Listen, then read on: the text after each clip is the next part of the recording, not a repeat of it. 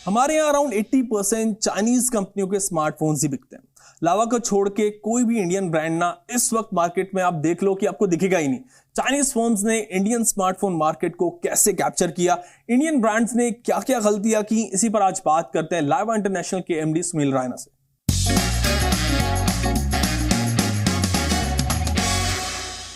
सुनील, अब लावा पे बात करते हैं। लावा अगर हम बात करें 2013-14 की, तो you are among the top players in India. लेकिन बाद में ऐसा क्या हुआ कि एक वक्त आया कि आप लोग मार्केट से ऑलमोस्ट नहीं रहे, बचे नहीं। देखिए, मैं 2013-14 क्यों हुआ उसका एक आपको बैकग्राउंड देता हूँ। पहले तो कि हम उस सिचुएशन में आए कैसे। अगर आप रफली अबाउट 2009 के आसपास जब आप देखेंगे, इंडिया में कई सारी कंपनीज स्टार्ट हुई थी, और क्योंकि मोबाइल में एक बूम आया था, एक नेटवर्क एक्सपैंड हो रहा था ऑपरेटर साइड से, और at the same time single player domination था उस टाइम पे। तो एक ही प्लेयर था, तो मोस्टली 80% मार्केट शेयर था होता था। तो एक अपॉर्चुनिटी बहुत बड़ी थी। तो उस अपॉर्चुनिटी के चलते बड़े सारे ब्रांड क्रिएट हो गए। बट जिस तरीके से इस इंडस्ट्री को उस टाइम पे एड्रेस किया गया, क्योंकि अगर आप देखेंगे बहुत सारे जो इन्वेस्टमेंट हुई वो फ्रंट एंड पे हुई, क्योंकि प्रोडक्ट पे बड़ा अच्छा काम नहीं हुआ। प्रोडक्ट के पीछे की जो मैन्युफैक्चरिंग डिज़ाइन के कैसे हाई क्वालिटी, अच्छी एक्सपीरियंस, इनोवेटिव प्रोडक्ट बनाए जाएं, इसके पीछे जो कंपनीज हैं उन्हें बहुत कम ध्यान दिया। बिल्कुल। तो जब 2013-14 हुआ, उस टाइम पे जो स्ट्रेंथ थी चाइना की, जो उन्होंने पिछले 1-2 डिकेड से बनाई थी, वो जब स्ट्रेंथ आई, तो उस स्ट्रेंथ के चलते उनका जो मार्केट शेयर है, तो वो उन्होंने अचानक से पूरा मार्केट शेयर कैप्चर कर लिया। वो तो एक फैक्टर था कि उनके पास प्रोडक्ट की कैपेबिलिटी थी और उनके पास एक्सपीरियंस था।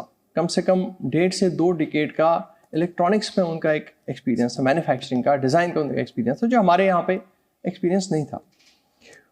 दूसरा ये था कि जिस तरीके से उन्होंने प्राइसिंग करी, वो काफ़ी सारा उन्होंने कैश बर्न किया। तो नेट रिजल्ट ये था, जब ये दोनों कंबाइन हो गए, तो जो इंडियन कंपनीज थी वो कम्पीट नहीं कर पाई प्राइस के ऊपर। तो उस डिस्ट्रप्शन के चलते जो है, मुझे लगता है 300 कंपनीज हुई होंगी जो उन्होंने स्टार्ट किया होगा, उसमें से अब 299 कंपनी एग्जिस्ट नहीं करती है। तो लकीली हमने किसी तरीके से अपने आप को संभाल के इस स्टेज पे लाया कि हम ग्रोथ कर रहे हैं। तो आज ये सब चीज होने के बाद आज आप लावा को कहाँ प्लेस देखते हैं इन इंडियन मार्केट? अभी काफी स्मार्टफोन्स आपके आए और काफी पॉपुलर भी हुए, टू बी ऑनेस्ट। इसलिए नहीं कह रहा हूँ मैं जस्ट आपके सामने बैठा हूँ, बट हाँ, रिव्यूड सम फोन्स और काफी अच्छा रिस्पॉन्स उनका रहा कस्टमर से। तो अभी आप कहाँ देखते हैं लावा को? देखिए, अभी इंडिया में 2 चीज़ें हो रही हैं। नंबर 1 फैक्टर है कि इंडिया की एस्पिरेशन बढ़ रही है। मतलब पिछले कुछ सालों में इंडिया एक बहुत हाई लेवल ऑफ एस्पिरेशन पे चला गया, राइट। विच मीन जो लोग हैं इंडिया के, उनकी एस्पिरेशन ये है कि जो भी हम करें, जो भी कंट्री से हो, वो हमारा इंडिजीनियस हो, हमारा खुद का हो, अपनी कंट्री का हो, राइट। तो लेकिन हमारी इंडस्ट्री ऐसी है, मुझे लगता है बहुत कम इंडस्ट्रीज ऐसी होंगी जिसमें ऐसी सिचुएशन है कि लगभग 90-95% जो है फॉरेनर्स का exactly in a way occupation है। यही चल रहा है मार्केट में। तो अब ये जो चीज़ है, ये हमें समझ आ गई कि ये कस्टमर्स भी ये चाहते हैं, लोग भी चाहते हैं कि ये हमें अपना कोई ऑल्टरनेटिव मिले, जिसको हम अपना ब्रांड कह पाएँ, जिसको हम अपनी कंपनी कह पाएँ। अभी तो हमारी ट्रेजेक्ट्री ग्रोथ की ट्रेजेक्ट्री है, और प्लस जो लोगों का हमें सपोर्ट है वो बड़ा स्ट्रांग है, बहुत स्ट्रांग है। पर मुझे लगता है अभी भी हमें वो ट्रस्ट और बिल्ड करने की ज़रूरत है, क्योंकि अभी 1 ही साल हुआ, 1-1.5 साल हो गया जब हमने कुछ अच्छा काम करना शुरू किया है। तो इट टेक्स सम टाइम कि लोगों को अभी भी थोड़ा डाउट रहता है कि नहीं यार, पता नहीं है वही चेक कर वही वाले तो नहीं है कि भाई पुराने एग्जैक्टली कभी फिर नहीं चले जाए।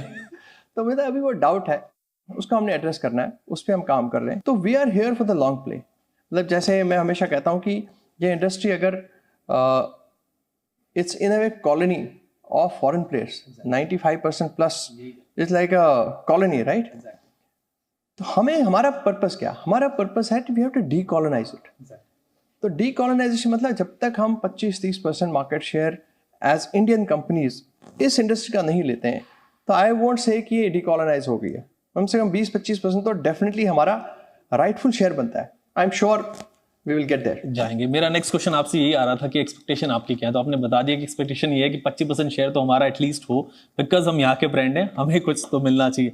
एक चीज और मैं सुनील आपसे पूछूंगा कि आपने जो लावा अग्नि की बात करता हूँ उसको आपने मार्केट किया as a only Indian 5G phone, तो इंडियन 5G फोन तो और लोग भी कर रहे हैं, कह रहे हैं मेड इन इंडिया बना रहे हैं, हर कोई डब्बे पे लिखा आता है मेड इन इंडिया, तो ये चीज बताएं, तो अगर वो भी मेड इन इंडिया है तो फिर आप ओनली मेड इन इंडिया कैसे हुए? नहीं, एक तो होता है मेड इन इंडिया, दूसरा होता है इंडियन। जैसे हम तो इंडियन है, right, as a company we are Indian. जिन लोगों ने उस पर काम किया वो इंडियन है, जिन लोगों ने वो फोन बनाया वो इंडियन है, जिन लोगों ने मैन्युफैक्चर वो इंडियन है, राइट। तो ये तो 100% एग्जैक्टली इंडियन पॉइंट है। है। एक तो मेड इन इंडिया, चलो ठीक है, मेड इन इंडिया तो क्या होता है, अपने यहाँ पे फैक्ट्री में कुछ, और I think made in India में भी बाहर से कंपोनेंट्स आते हैं, वो सिर्फ असेंबल ही हो रहे हैं बिल्कुल। देखिए क्या है कि इकोसिस्टम बनते बनते टाइम लगता है। अभी देखिए आप 30-40% कंपोनेंट्स हमें इंडिया में मिल जाते हैं, राइट। लेकिन बाकी जो बड़े कंपोनेंट्स हैं, आपका चिपसेट हो गया, आपका मेमोरी हो गया, ये अभी जो हाई कॉस्ट कंपोनेंट्स है, अभी इंडिया में इसका इंफ्रास्ट्रक्चर नहीं है, बट वो भी आ जाएगा।